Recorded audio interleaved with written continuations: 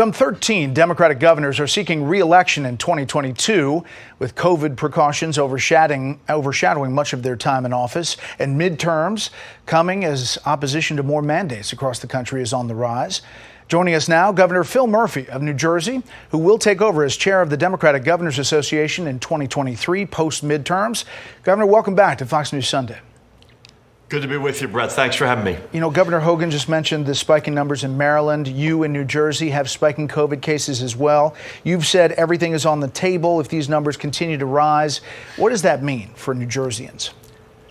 Listen, this virus has humbled all of us. Every time you think you got to figure it out, it takes a turn you don't expect, and 8 out of 10 of those turns are negative. So you've got to leave all those options on the table. Right now, we think we have the right package in place in terms of a layered approach to deal with this, but our numbers are going up. The Omicron variant is real.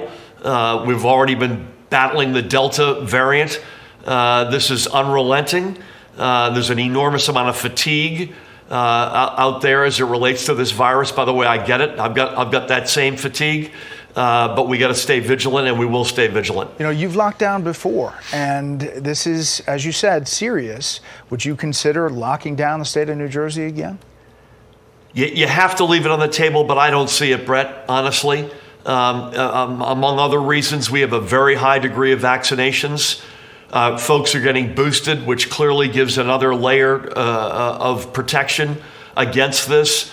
I was in the biggest mall in North America yesterday, a very high rate of masking, which is a good thing. I mean, we largely have folks, as fatigued as they are, they're largely accepting of what you need to do to push back at this. And for the time being, at least, we think that's gonna work for us. You mentioned the fatigue and the frustration. Now you have these federal courts weighing in on this new vaccine mandate for businesses over 100. Your reaction to that, and where do you think that's going? Yeah, my reaction is not as strident perhaps as others, because the notion that you've got to get vaccinated or you've got a testing option, that's what we have right now for state employees, for educators. And the take-up is very high, and the rate of transmission, thank God, so far has been low. So I don't think this is as radical as others may think, and for the most part, I think it's consistent with what we've been standing for as a state. Governor, I asked Governor Hogan about crime. I'll ask you as well. You had a man gunned down early Saturday morning in Trenton. That's the second deadliest year on record, tied with a total of 37 murders in 2013, 3 less than last year's record of 40. The Trenton mayor says it's a national trend, some 30% increase in violent crimes. How do you get a hold of it? Yeah, I would say a couple of things. Number one, it is a national trend. We're not immune to that. Secondly, I separate very clearly violent crimes from common sense gun safety and gun safety laws. We are hyper aggressive, unrelenting on the violent crime front, whether it's legislation, whether it's law enforcement, or a combination of each. On the other hand, we can't continue to see kids with guns shooting at kids and other sort of just open loopholes that we know that we can close.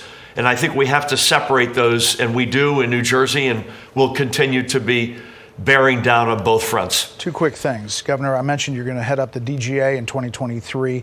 This follows this close call in November for your election. What message did you take from how close that was in traditionally blue New Jersey with 1 million more Democratic voters than Republicans? Yeah, a couple of things. Number one, thank God we put the policies in place that we did, that we built the coalition that we did. Otherwise, we would have been swept away along with other Democrats. I think the message, Brett, for me is we've got the right substance, but we have to get into kitchen tables much more deeply than we've gotten into. Folks have to understand why we stand for what we stand, how it impacts their lives, their kids' lives, their futures.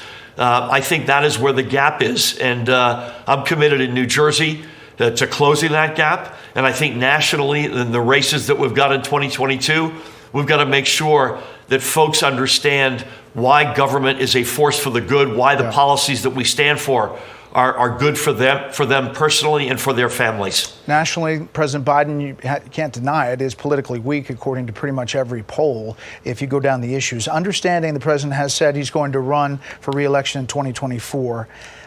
If he didn't, would you consider running?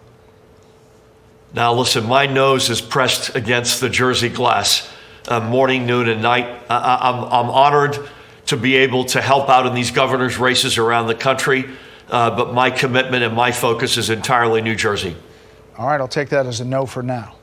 Governor Murphy, thanks for talking with us. Good to be with you, Brett. Thanks for having me. I'm Steve Ducey. I'm Brian Kilmeade. And I'm Ainsley Earhart. And click here to subscribe to the Fox News YouTube page to catch our hottest interviews and most compelling analysis.